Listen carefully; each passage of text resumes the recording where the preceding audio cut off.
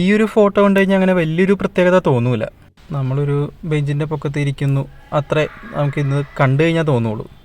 പക്ഷേ ഇവിടെ ഒരു ട്വിസ്റ്റ് ഉണ്ട്. ഇപ്പം എങ്ങനെയുണ്ട്? അതായത് നമ്മൾ തിളയ്ക്കുന്നൊരു എണ്ണയിലോട്ട് നമ്മൾ രണ്ടുപേരും ഇടുന്ന പോലെയില്ലേ? ഇതാണ് നമ്മൾ ഇന്ന് നോക്കാൻ പോകുന്ന video, upside down museum in Mysore.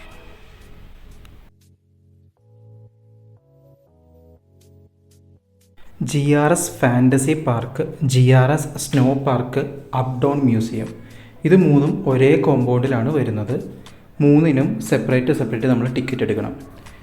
ഞങ്ങൾ ഇതിൽ അപ്പ് ഡൗൺ മ്യൂസിയം മാത്രമേ പോയുള്ളൂ. അവിടെ അതും ഒരു പബ്ലിക് ഹോളിഡേ കൂടി ആയതുകൊണ്ട് ടിക്കറ്റ് റേറ്റ് കുറച്ച് കൂടുതലായിരുന്നു. ഇതൊക്കെയാണ് അവിടുത്തെ ടിക്കറ്റിൻ്റെ റേറ്റുകൾ വരുന്നത്.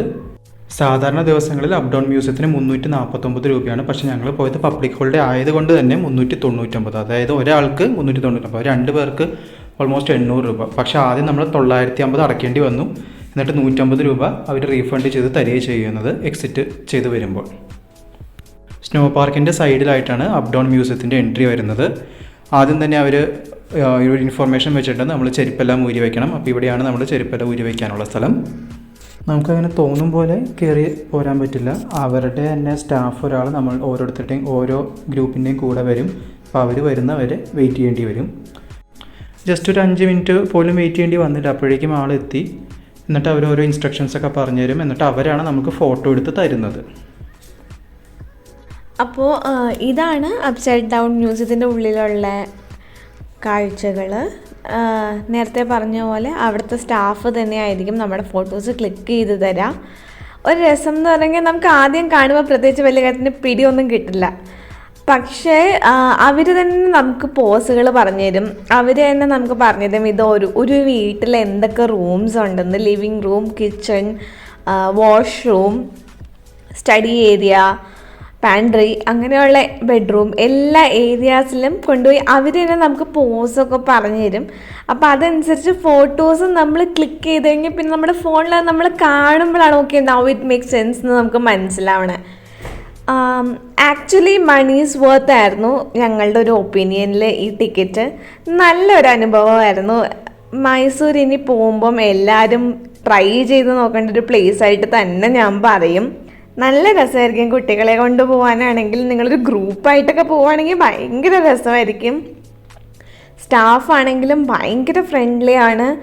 അവരിങ്ങനെ ഒരു ഫോട്ടോ കൂടി എടുത്തരുമെന്ന് നോക്കിയുമ്പോൾ അവർക്കൊരു മുഷിച്ചിലൊന്നുമില്ല. അവർ തന്നെ നമുക്ക് പല പല പോസുകൾ ഇങ്ങോട്ടേക്ക് പറഞ്ഞു തരും. നമ്മളെ എൻകറേജ് ചെയ്ത് നമ്മളെ കൊണ്ട് ഫോട്ടോസ് അവർ തന്നെ എടുപ്പിക്കും പല രീതിയിൽ. അതുകൊണ്ട് നല്ല രസമായിരുന്നു. പിന്നെ എനിക്ക് പൊക്കൊരു ഇച്ചിരി കുറവായത് കാരണം ചില ഫോട്ടോസിലൊന്നും എനിക്ക് കൈയൊന്നും എത്തുന്നുണ്ടായിരുന്നില്ല. ബട്ട് സ്റ്റിൽ ഈവൻ ദെൻ അത് മാനേജ് ചെയ്ത് അതിന് പറ്റുന്ന രീതിയിലുള്ള പോസുകളൊക്കെ അവർ കുറേ പറഞ്ഞു തന്നു. നല്ല എക്സ്പീരിയൻസ് ആയിരുന്നു.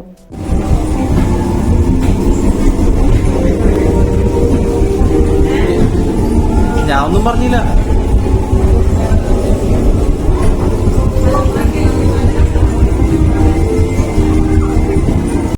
ഈ ഒരു വീഡിയോ കണ്ടപ്പോൾ നിങ്ങൾക്ക് എന്താ സംഭവം എന്ന് മനസ്സിലായായിരുന്നു? സത്യം പറയാൻ എനിക്കൊന്നും മനസ്സിലായില്ല.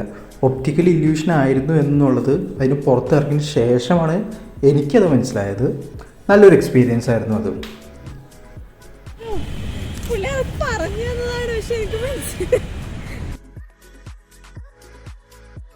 ഇതായിരുന്നു ഞങ്ങളുടെ കൂടെ വന്ന സ്റ്റാഫ് പിക്ചറെല്ലാം ക്ലിക്ക് ചെയ്ത് തന്നത്. പുള്ളിയുടെ പേര് ഷിവു എന്നായിരുന്നു.